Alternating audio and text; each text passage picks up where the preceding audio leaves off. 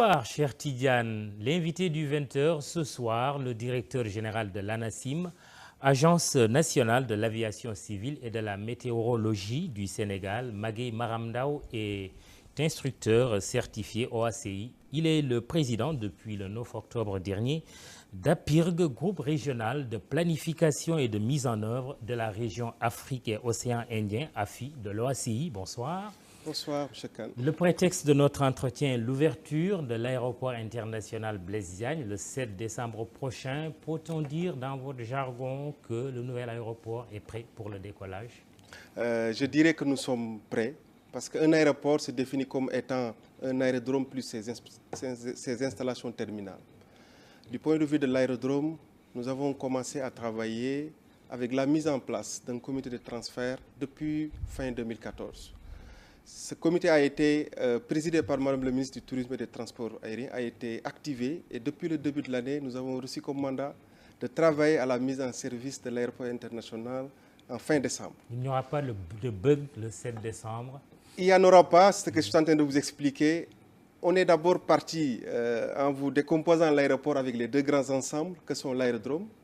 Nous avons déjà effectué ce qu'on a appelé la campagne WGS 84. En termes simples, dans un aéroport, tous les points significatifs doivent être mesurés avec le système géodésique mondial. C'est ce qui permet aux avions de pouvoir se localiser à tout point, à tout moment. Ceci a été fait au mois de février. Il répond aux normes de certification? Bien sûr, il répond aux normes. Tout ceci, ça rentre dans le processus de certification. Après cela, nous avons procédé à ce qu'on a appelé la calibration des équipements. Un avion laboratoire équipé est venu faire le survol de l'aéroport, passer sur chaque équipement, vérifier est-ce que chaque équipement répond aux exigences de l'OACI, ce qui a été fait au mois de juin, entre le 16 et le 19 juin 2017, excusez-moi.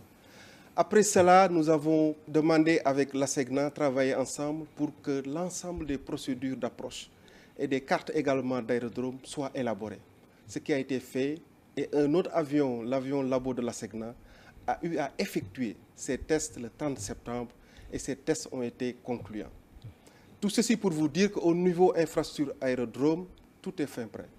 Au niveau de l'installation également terminale, tous les éléments qui permettent non seulement la facilitation des passagers, mais également le contrôle des aspects liés à la sûreté et à la sécurité également sont en place.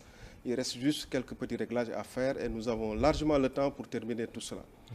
Pour vous dire finalement que nous, en tant qu'autorité de l'aviation civile, nous avons commencé le processus de certification dont les éléments que je viens d'énumérer entrent en ligne de compte et qui sont vérifiés. Et que ces éléments-là, nous avons commencé à travailler avec le gestionnaire depuis le mois de juillet. Il a déposé ce qu'on a appelé la manifestation d'intérêt parce que le processus de certification subit plusieurs phases. La certification commence d'abord par cette manifestation d'intérêt qui a été déposée, validée par l'autorité de l'aviation civile. Et nous lui avons donné comme deadline de nous déposer le manuel d'aérodrome au plus tard le 15 octobre. Ce qu'il a même fait avant cette date, c'est-à-dire le 13 octobre, que nous sommes en train de valider. Et au plus tard, l'inspection se fera en fin octobre. Donc pour vous dire que l'aéroport actuellement est fin prêt pour pouvoir effectivement connaître son premier vol ou bien son premier atterrissage selon le scénario qui sera défini. La fameuse tour de contrôle, parlez-nous-en. Oui, la tour de contrôle, moi j'ai eu la chance de participer depuis les années 2009-2010 à l'étude sur cette tour de contrôle. La tour de contrôle, lorsque les contrôleurs aériens sont en position, ils ont une parfaite vue de l'ensemble des parkings avions, de l'aire de stationnement. Cette tour de contrôle a été placée au milieu pour éventuellement prévoir la duplication de l'aéroport. Mais du point de vue panoramique, les contrôleurs ont une parfaite vue de l'ensemble des parkings avions. Entre le premier atterrissage d'avion qui date d'un peu avant l'élection présidentielle de 2012, atterrissage du président Abdoulaye Wade, et le premier atterrissage ou premier décollage le 7 décembre prochain, quand même beaucoup d'eau a coulé sous les ponts. Qu'est-ce qu'on aurait pu faire pour éviter ce qui s'est passé ce fameux jour où Maître Abdoulaye Wade a décidé d'atterrir à AIBD? Bon, si je veux vous répondre en langage purement technique, je vous dirais que ça n'aurait pas dû être fait. Parce qu'un aéroport, pour quand même être mis en service, ou en tout cas être utilisé, doit obéir à certaines normes. D'abord, il faut d'abord que l'aérodrome soit publié. Ce que nous avons fait actuellement pour l'aérodrome AIBD. Nous avons fait une publication aux dates qui sont indiquées par l'OACI. Nous avons fait une publication le 14 septembre et une deuxième le 12 octobre, qui donne non seulement les caractéristiques physiques de l'aéroport aux usagers, mais qui donne également les procédures de vol qui existent.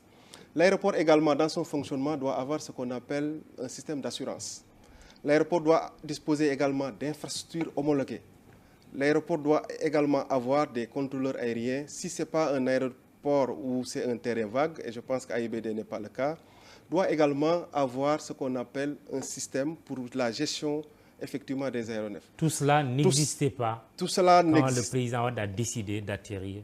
Tout cela, je peux dire, tout cela n'existait pas.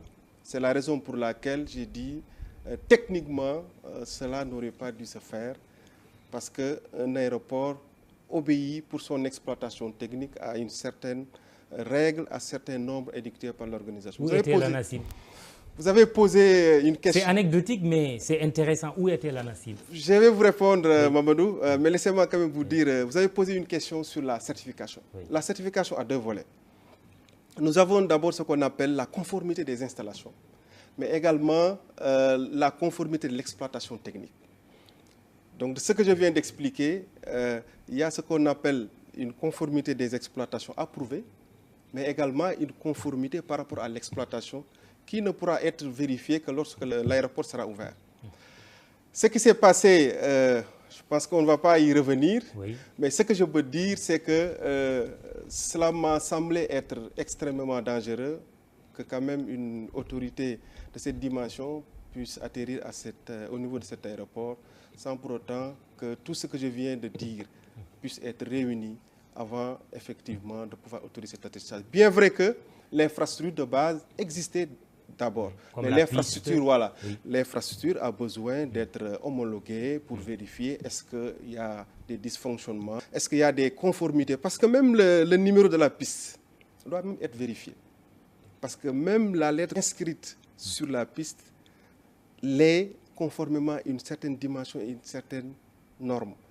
Pour vous dire en fait que dans un aéroport, tout ce qui se fait ne se fait jamais au hasard, mais suit des normes bien édictées par l'Organisation de l'aviation civile internationale. Très bien. Le transfert du personnel de l'aéroport Léopold Sédar Senghor à l'aéroport AIBD, est-ce que c'est un personnel qualifié, prêt à l'emploi? Effectivement, c'est une question extrêmement importante parce qu'on change carrément d'environnement de travail. Je vais vous prendre quelques exemples. Je prends les contrôles aériens qui seront à la tour de contrôle. Ils sont obligés effectivement d'être reformés sur l'environnement de AIBD.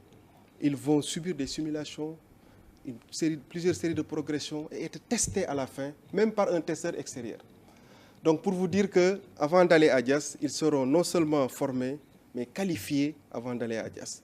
Les techniciens également, de la même manière, et il faut se féliciter qu'AIBD a pu anticiper, a fait participer les techniciens de la représentation lors de la conception, mais également lorsqu'il y avait les opérations de recettes au niveau usine et au niveau même de l'installation où beaucoup de techniciens ont pu participer.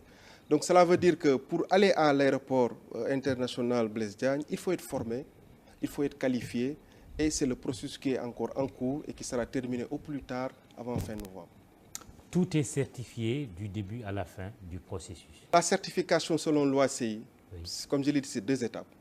Il y a la conformité des installations, ce que nous sommes en train de faire et que nous allons terminer avant la fin du mois d'octobre, au plus tard début novembre. Mais il y a ce qu'on appelle une partie qui est relative à l'application des procédures qui sont définies. Parce que le gestionnaire d'aéroport, pour certifier son aéroport, dépose ce qu'on appelle un dossier de certification. Et dans ce dossier, il y a ce qu'on appelle le manuel d'aérodrome, qui reprend l'ensemble des procédures applicables au niveau de l'aérodrome, y compris, bien entendu, le manuel de gestion de la sécurité, le plan d'urgence et autres. Maintenant, pour parachever la certification, il y aura une certification provisoire qui ne sera que théorique. Il faudrait que l'ensemble des procédures soient appliquées, éprouvées, mises en œuvre après le 7 décembre. Maintenant, on se donnera 6 mois pour évaluer tout cela et finir la certification, ce qui fait qu'on aura à la fin du premier semestre une certification définitive. C'est la procédure pour tous les aéroports du monde? Affirmatif. C'est la procédure pour tous les aéroports du monde parce qu'un aéroport qui n'est pas encore ouvert ne peut pas être intégralement certifié parce qu'il n'y a pas encore la matière pour évaluer les procédures, comment le travail sera fait et quels sont les écarts, quelles sont les carences qu'il faut corriger. Parce que tout ce qui se fait dans un aéroport doit être écrit. Comment le faire, comment le réaliser.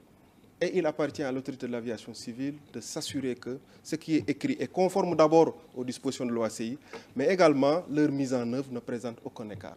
Donc nous allons certifier l'aéroport du point de vue de ses installations pour s'assurer que tout est conforme. Et je peux presque dire que nous avons presque terminé.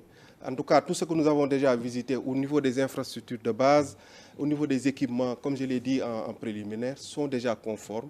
Mais nous allons effectuer une dernière inspection. Nous, de l'aviation civile, on nous reproche souvent d'être très tatillons et de ne laisser aucun détail. C'est parce que c'est comme ça que nous serons, nous aussi, audités par l'OACI qui viendra voir comment nous l'avons réalisé. Ce qui veut dire que nous n'avons pas droit également à l'erreur sur tout ce que nous faisons.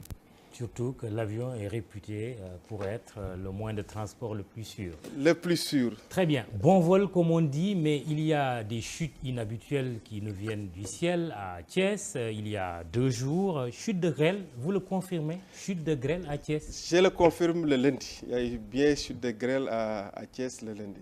Qu'est-ce qui explique cela? Oui, ce qui l'explique, nous sommes toujours dans ce qu'on appelle les changements climatiques.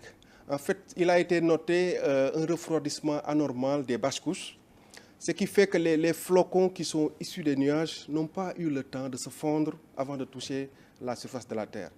C'est ça qui a expliqué un peu cette chute de grêle, qui n'est pas une première au Sénégal. Je vous rappelle qu'en 1994, nous avons connu ce même phénomène à Bakel également, où on avait également des chutes de grêle.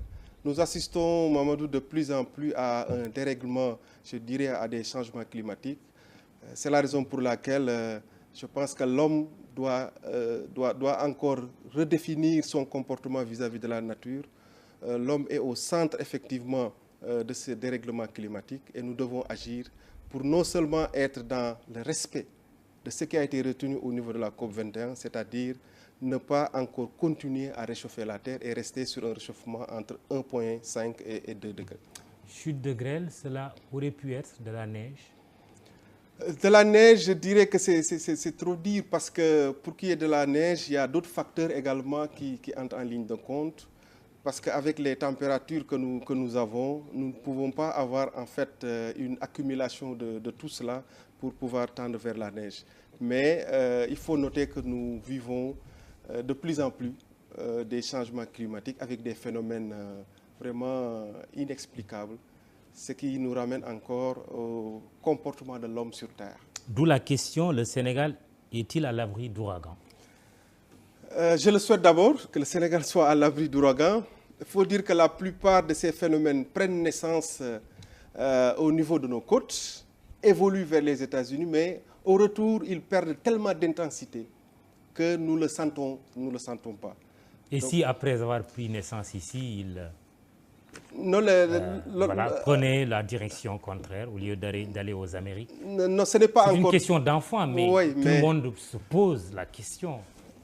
Oui, c'est une question comme parmi tant d'autres, mais je pense que du point de vue également circulation atmosphérique, bon, c'est vrai que nous subissons des dérèglements, mais en tout cas, à l'état physique actuel, ce phénomène n'est pas encore peut-être envisagé à court terme. Voilà. Mais les études scientifiques nous diront quel pourrait être le comportement de ces ouragans qui quand même causent beaucoup de dégâts au niveau vraiment des côtes américaines et également au niveau du Pacifique. Merci. C'est moi qui vous remercie. Magueye Maram Ndao, il est le directeur général de l'ANACIM, Agence nationale de l'aviation civile et de la météorologie du Sénégal. Il était venu nous parler surtout de l'aéroport AIBD qui va ouvrir le 7 décembre prochain.